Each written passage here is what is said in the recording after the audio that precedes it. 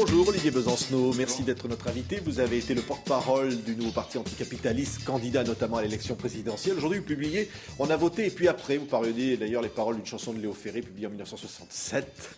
Et le livre est donc publié au Cherche Midi. Quand vous dites « On a voté et puis après », ça veut dire quoi? C'est-à-dire que ça ne changeait rien? Voter finalement pour un président socialiste, François Hollande plutôt que Nicolas Sarkozy, c'est la même chose? Non, c'est pas un titre qui exprime un regret, c'est un titre qui appelle à l'action. C'est d'abord le après. Voilà, c'est qu'on y a quand même un paquet dans ce pays à voter plutôt contre que pour au deuxième tour, à faire barrage contre la droite. Sarkozy, l'UMP, on en avait ras-le-bol. Mais voilà, on sait que la politique de la droite, malheureusement, elle n'a pas disparu et qu'on va avoir le droit, mais sans illusion, sans surprise d'ailleurs, de la part du PS et ses partenaires, politique d'alternance social-libérale avec quelques aménagements à la marge, mais qui est largement en deçà de ce qu'il faudrait du point de vue de la grande crise qu'on est en train de traverser et du point de vue écologique et du point de vue économique. Donc l'idée, c'est pas de faire les surpris, parce qu'il n'y a aucune surprise là-dedans. Le problème, c'est de savoir comment on impose le changement maintenant, sachant que ce n'est pas la gauche gouvernementale qui va le faire, mais plutôt la gauche non gouvernementale. Donc c'est plutôt la gauche non gouvernementale qui est ciblée dans cet appel. Vous dites finalement que le gouvernement socialiste actuel fait une politique de droite ? C'est-à-dire la politique pour le logement, un certain nombre de décisions qui ont été annoncées, il y a des mesures, 75% d'impôts, par exemple, qui ne sont pas encore en place. Mais il y a des mesures symboliques qui sont là pour nous rappeler que la droite est partie, qui ont été prises sur le harcèlement sexuel, sur le plafonnement des patrons des grandes entreprises publiques, sur une partie du blocage des loyers, même si le compte n'y est pas. Donc on pourrait discuter de ça. Le problème, c'est d'avoir une vision globale et de comprendre que du point de vue de l'orientation, on s'inscrit dans le cadre de la gestion du système capitaliste en crise. Et que l'urgence du point de vue des gouvernants, encore aujourd'hui, même sous la gauche, c'est quoi? C'est de sortir le capitalisme de sa crise, par tous les moyens, mais c'est pas de nous protéger, nous, la majorité de la population, d'un système capitaliste en crise. Donc ça, on le sait, il n'y a aucune surprise là-dedans. Donc le but du jeu, c'est pas de distribuer les bons, les mauvais points.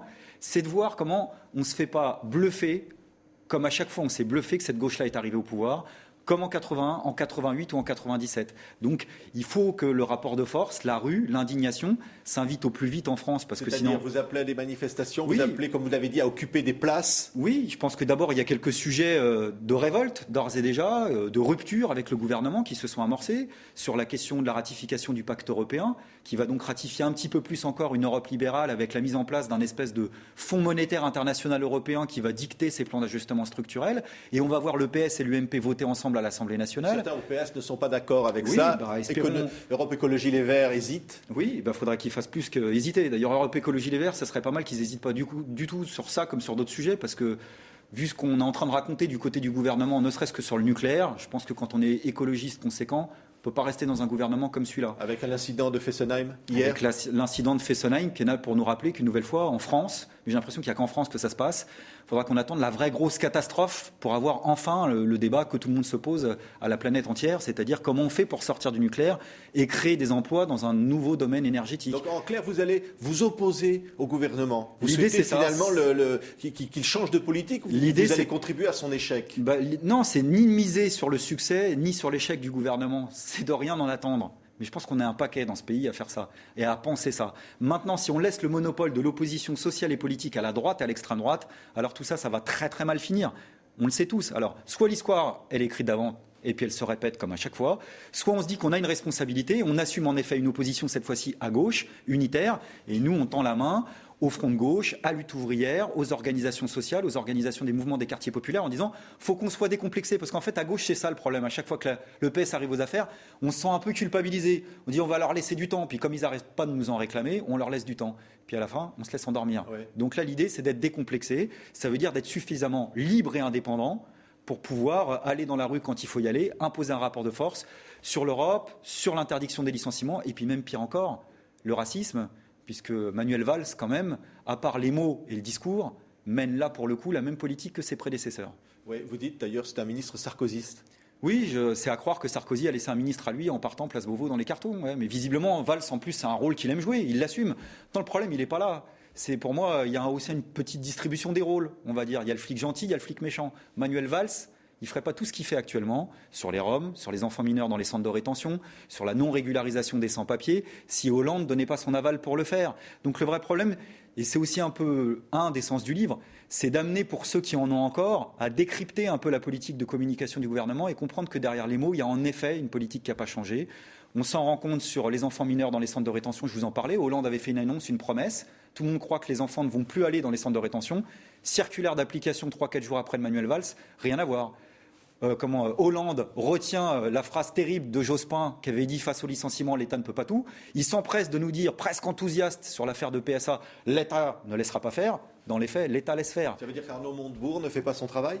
C'est pas individuellement, moi je suis pas là, parce que je vous dis, ça c'est le piège. D'ailleurs, la gauche était tombée dans ce panneau quand Sarkozy est arrivé au pouvoir. On commentait le style, la forme, le personnel. Le problème, c'est pas le style, le problème, c'est le fond. Et du point de vue du redressement productif, il redresse que dalle. Ouais. Aucun emploi pour l'instant. Est-ce qu'ils peuvent faire quelque chose ? Bien Par sûr. exemple, dans l'affaire Doux, on a vu hier les salariés mobilisés traiter leurs patrons de patrons voyous. Mais d'où, quand on fait, je crois, le calcul sur une quinzaine d'années et qu'on accumule le nombre de subventions publiques qui ont été touchées, notamment les subventions européennes, il y a plus d'1 milliard d'euros. PSA, il y a des centaines de millions d'euros, voire même peut-être des milliards d'après le gouvernement, qui ont été donnés à ces groupes-là. Vous pouvez prendre toutes les boîtes aujourd'hui qui font l'actualité. Il y a eu des aides publiques d'une manière ou d'une autre qui ont été données. Et la question qui est posée, c'est ça, pour vous répondre concrètement, c'est qu'on a un moyen de pression entre nos mains. C'est d'utiliser l'argent public qui a été donné pour dire, si vous vous entêtez à licencier ou à fermer un site, on reprend tout. Et pourquoi l'État serait capable de trucs de dingue quand il s'agit d'aller vers les plus pauvres, vers les salariés, vers les jeunes des quartiers ? Alors là, au moment de l'affaire Damien, on nous a fait des comparutions immédiates. On nous a dit la justice, c'est la justice. La République est la République. Et les patrons voyous, on en fait quoi ? Et ils vont à 10. À 10, c'est le nombre de ministres qui ont été à l'université d'été du MEDEF, là où on a tous les licencieurs. Donc il y a des choix politiques qui ne sont pas faits. Même du point de vue des licenciements, il faudrait qu'il y ait une marge des salariés licenciés. D'ailleurs, à la fin du mois de septembre, Philippe Poutou, notre candidat au NPA, qui est ouvrier de l'automobile à Ford, à Blanquefort, lui et ses collègues, ils vont venir en train s'inviter au salon de l'automobile pour rappeler à tous que sans ceux qui les fabriquent, il n'y aurait pas de voiture en ce moment. Oui. Un mot, tourner la page du sarkozysme, parce que vous le dites dans ce livre, vous commencez par ça, vous dites les casseroles, l'humiliation, un certain nombre de choses. Hier, Éric Woerth a été entendu dans l'affaire Bettencourt. Cela relance les spéculations sur la possibilité d'entendre dans cette affaire Nicolas Sarkozy lui-même. Oui. C'est ce que vous souhaitez ? Oui, puis il paraît que c'est injusticiable comme les autres maintenant, donc on serait presque en droit de l'espérer. Voilà. Donc il faut en effet tourner toute la page. Et j'égrène, pas pour faire un bilan fastidieux, mais toutes les mesures de droite qui malheureusement risquent de ne pas être retirées par un gouvernement de gauche. Alors moi, je suis pragmatique. Un mec de gauche qui arrive au pouvoir, théoriquement, il devrait commencer par retirer toutes les lois scélérates qui ont été prises par la droite. Et malheureusement, même de ce point de vue-là, le compte n'y est pas. Donc en fait, l'idée, c'est, comme il n'y aura toujours pas de gouvernement de gauche en France, faut qu'on fasse comme nos anciens ont su le faire, trouver le chemin de la mobilisation, du rapport de force sociale et politique. En un mot, il faut qu'on se réveille parce que le changement, ça dépend de nous. Merci, Olivier Besancenot. Et vous commencez par Léo Ferré. Dans une France socialiste, je mettrai ces fumiers debout à fumer le scrutin de liste jusqu'au mégot. De mon dégoût. Merci d'avoir été avec nous. Merci à vous.